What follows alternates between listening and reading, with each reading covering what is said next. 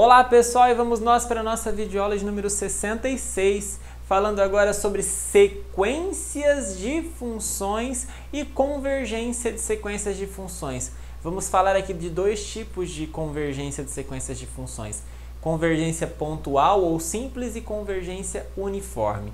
Essa aula vai ter uma continuação na 67, então essa é a primeira parte.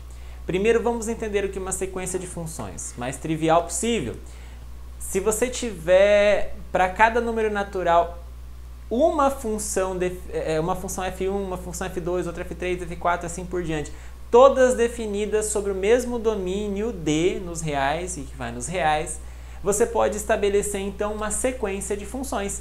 Então veja, você tem lá várias funções Fn, todas do mesmo domínio real nos reais, então claro, isso forma uma sequência F1, F2, F3, etc, que nós denotamos como a gente fazia para números, né? Fn. Só que para números era uma sequência de números, agora é uma sequência de funções. E vocês sabem que cada função guarda em si um monte de informação. Cada função guarda uma informação para cada número que está em D. Para cada número que está em D, você tem a imagem e o F1, F2, F3, cada uma delas guarda toda a imagem. Então, cada posição dessa na sequência não guarda mais somente um valor numérico, mas guarda um valor numérico para cada ponto no domínio. Geralmente infinito e não enumerável, né? Bom, então se eu pegar, por exemplo, para cada número natural, eu defino, por exemplo, a enésima potência do x. Então pega a primeira função f de 1 como sendo a função identidade. Aí pega a segunda função como sendo a função que leva o x no x quadrado, a terceira como sendo a que leva o x no x ao cubo. Então x, x quadrado, x ao cubo, x à quarta, essas são todas funções. Como isso vai até o infinito, isso é uma sequência de funções indexada nos naturais, claro, né? Então esse é um exemplo de sequência de funções. Posso pegar também, por exemplo, as funções x sobre 1, x sobre 2, x sobre 3, x sobre 4. Cada uma dessas, x sobre n, é uma função e todas elas, então pegar o x e manter no x, pegar o x dividido por 2, pegar o x dividido por 3, essas formam uma sequência de funções. Bom, da mesma forma como nós tínhamos sequência numérica, agora nós temos sequência de funções, nós podemos pensar então em convergência. Mas lá nós tínhamos convergência, o conceito de limite de sequência, puro e simples, né? Agora aqui nós vamos ter que fazer uma diferença. Nós vamos definir dois tipos de convergência, que é a convergência simples ou pontual e daqui a pouco a convergência uniforme.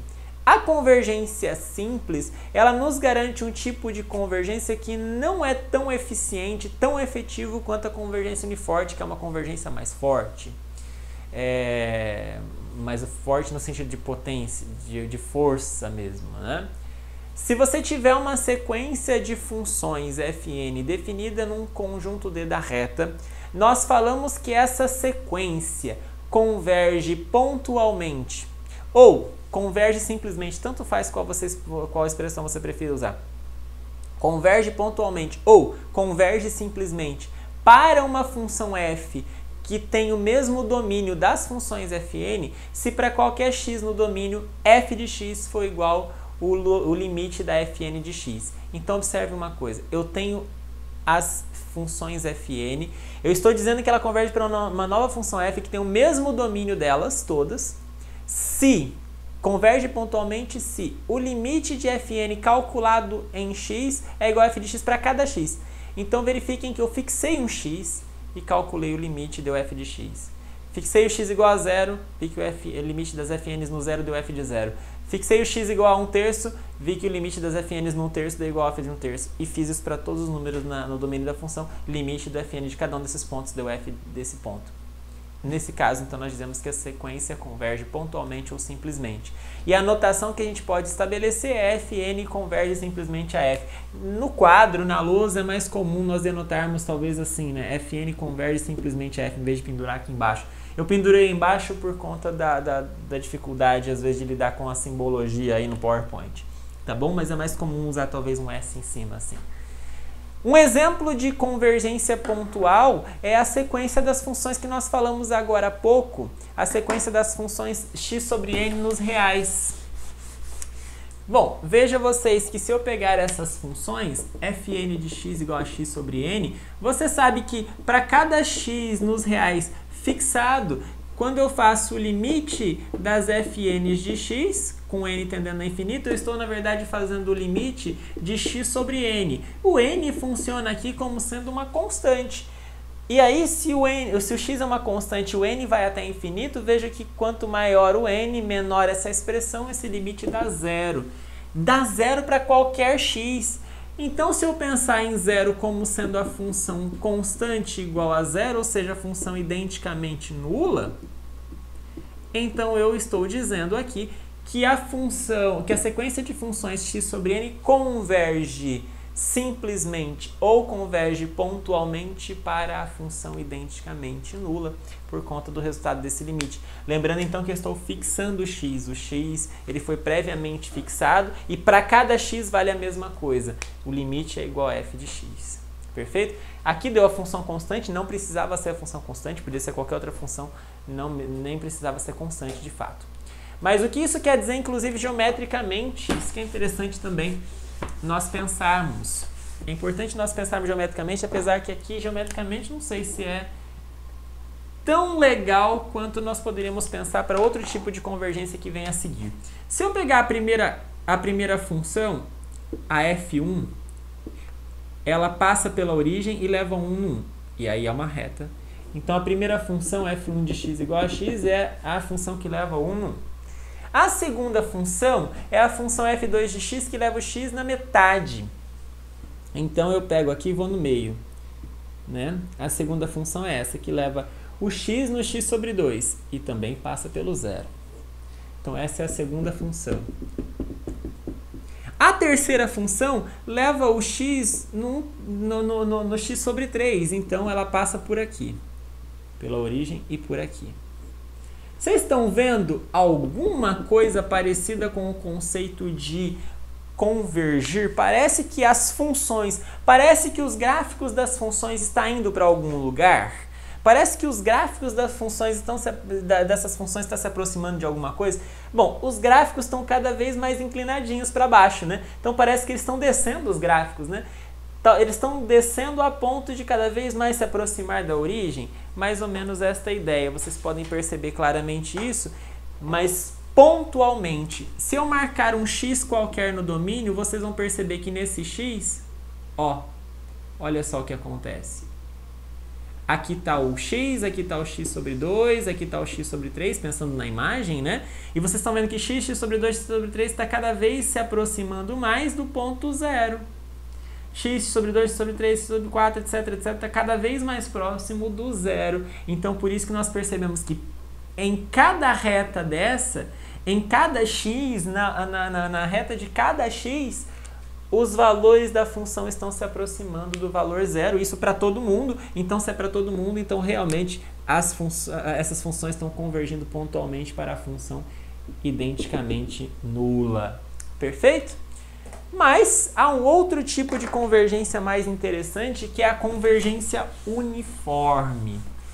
A convergência uniforme ela é mais poderosa, porque a convergência uniforme não é para cada x, igual o desenho que eu fiz aqui, para cada x você tem uma convergência para um ponto. Não, ela é meio que todo mundo está se aproximando igualmente de uma função, todo mundo está bem controlado, indo em relação a uma função, não daquele jeito como eu fiz, só para comentar, daquele jeito como eu tinha feito, eu apaguei, né?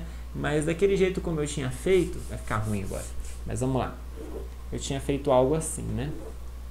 Só do jeito que eu estou fazendo, olha só o que acontece quanto mais para o infinito você vai, me permitam dizer essa expressão, quanto mais para cima você vai, quanto mais você vai para a direita com o x, mais longe você está com a função x, x sobre 2 está para cima, x sobre 3, por mais que eles estejam pontualmente caminhando para o zero, essas funções parecem que estão indo embora. Como é que eu vou falar, como é que me parece decente falar que essas funções estão se aproximando do zero? Essas funções estão indo embora. Como é que elas estão se aproximando do zero? Elas estão se aproximando do zero em cada reta. Mas se eu olhar ela globalmente, se eu olhar de fora, eu estou vendo elas irem embora. Né? Por mais que à medida em que eu estou me aproximando do zero, eu estou percebendo algo acontecer, mas olhando elas de fora, elas estão querendo cada vez mais ir longe, mais ir embora. Né? Meio estranho pensar nelas convergindo para a função identicamente nula. porque realmente esse que eu apresentei não é um bom exemplo de função convergente uniformemente. Função que converge uniformemente, a sequência de funções está caminhando, o gráfico das funções está caminhando mesmo muito proximamente da função que eu quero. Vamos entender isso formalmente? Seja Fn uma sequência de funções definidas no conjunto D da reta. Dizemos que a sequência de funções Fn converge uniformemente para uma função f, vejam que é o mesmo domínio, se, aqui eu vou ter que lançar a mão dos epsilons e n zeros da vida. Se para todo epsilon existe um n0, tal que para todo n maior ou igual a n0, f de x é igual ao limite do fn de x para qualquer x em D. Desculpa, tem algo muito mal escrito aqui. Desculpa, não, tá mal escrito aí. Tá muito mal escrito. Na verdade, esquece a forma como tá aí. Desculpa a falha. Esse limite de f de n não faz sentido à medida em que eu falei que o n é maior ou igual a n0. Desculpa a minha falha.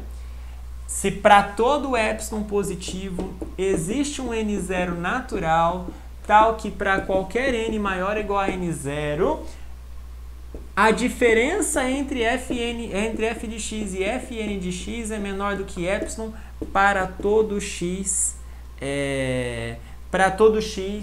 no domínio da função. Ok? Desculpa a forma de escrever errada, ignora essa linha aqui do meio. Entenda essa daqui, tá, pessoal? Olha o que eu estou dizendo aqui. O que eu estou dizendo para vocês é o seguinte.